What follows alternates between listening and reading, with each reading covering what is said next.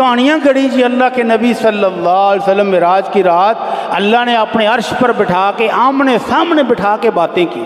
انا للہ و انا الیہ راجعون. اللہ کے رسول سے پوچھا گیا حل رأیت ربک، اللہ کے نبی آپ نے اپنے رب کو معراج والے دن دیکھا تھا؟ معراج کی رات آپ نے اپنے رب کو دیکھا ہے؟ صحیح مسلم کی روایت آپ نے فرمایا نور انا اراہ، میرے صحابہ وہ تو سراپا نور ہے، میری آنکھوں میں وہ طاقت کہاں کہ میں اس کا دیدار کر سکتا، نہیں دیکھ سکتا. اور ایک دوسری روایت میں فرمایا حجابہ النور، اس مالک کے سامنے نور کے پردے ہیں. لو کشفہ، اگر وہ پردے ہٹا دے تو اس مالک کی نظر جہاں تک جائے کائنات میں ہر چیز جل کے راکھ ہو جائے. کسی کے اندر اتنی ہمت ہی نہیں ہے کہ اس مالک کا دیدار کر سکے. ہاں البتہ قیامت والے دن موسیٰ علیہ السلام بے ہوش کیوں ہوئے سن؟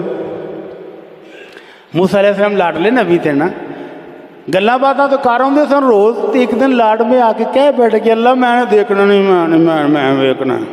اللہ نے کہا تو موسیٰ ٹھہر جا، نہیں دیکھ سکتا. کہنے لگے نہیں اللہ ہر روز باتیں ہی ہوتی ہیں تو دیدار بھی کرا. تو اللہ نے کہا پھر وہ پہاڑ دیکھ تیرے سے مضبوط ہے، پتھر ہے، اگر وہ میرا دیدار کرنے میں کامیاب ہو گیا تو پھر تو بھی کر لینا.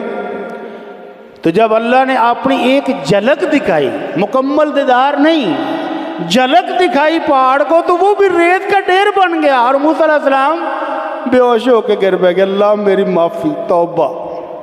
تو ان آنکھوں میں بھی طاقت نہیں ہے. قیامت والے دن اللہ طاقت بھی دے گا اور دیدار بھی کرائے گا. صحابہ کرام نے پوچھا اللہ کے رسول کیا ہم اپنے رب کو دیکھ سکیں گے؟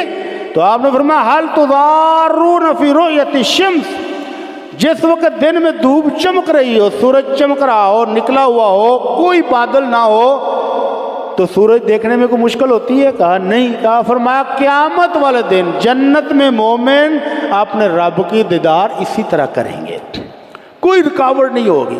لیکن کب کریں گے؟ جب جنت میں پہنچ جائیں گے، اس سے پہلے ممکن نہیں ہے. تو میرا اللہ وہ ہے کہ جو نور ہی نور ہے، اور اس کے نور کی حدت اتنی ہے کہ ان کمزور آنکھوں کے اندر اتنی قوت نہیں ہے کہ اللہ کا دیدار کر سکے. پھر اس نے اپنا تعارف کرایا قل هو اللہ احد، میرے محبوب لوگوں کو بتا دے کہ میں اکیلا ہوں، میرا کوئی پارٹنر نہیں ہے. جس نے پارٹنر بنایا وہ گیا.